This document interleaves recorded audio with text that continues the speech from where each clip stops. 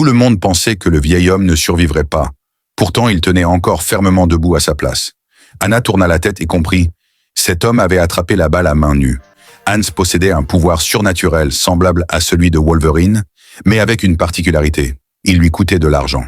Plus il avait d'argent liquide sur lui, plus sa capacité devenait puissante. Anna, elle, n'était qu'une personne ordinaire, mais sa mission consistait à capturer ces surhumains. Elle se plaça sous la protection de ses gardes du corps, convaincue que l'argent de Hans finirait vite par s'épuiser.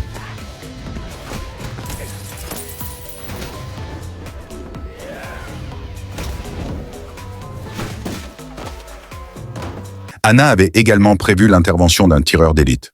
Au moment où celui-ci tira, Hans évita la balle grâce à sa vitesse, mais son argent diminua rapidement.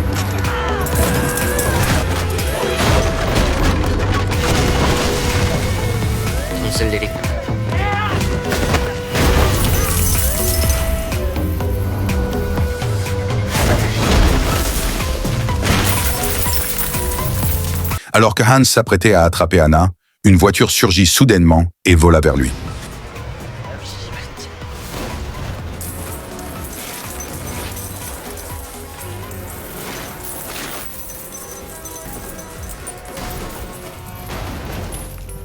Bien qu'il réussit à la stopper, la majeure partie de son argent avait déjà disparu.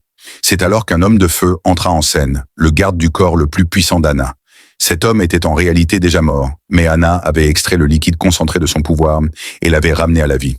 Contrairement à Hans, il n'avait pas besoin d'argent pour utiliser sa capacité. D'une simple poussée, il projeta la voiture de plusieurs tonnes au loin. Hans décida de tester sa force. Il bondit et attaqua, mais cela ne fit reculer l'homme de feu que d'un pas.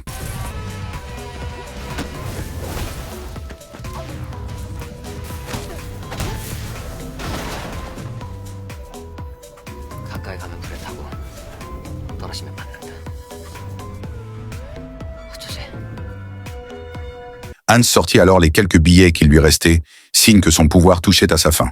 Il réfléchit rapidement à la manière de réagir, puis, au moment de l'attaque, changea soudain de trajectoire et entraîna l'homme de feu avec lui dans sa chute.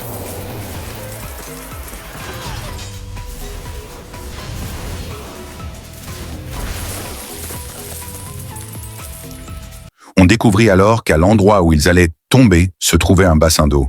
Hans comptait sur le principe selon lequel l'eau éteint le feu pour réduire la puissance de son adversaire. Son raisonnement était correct.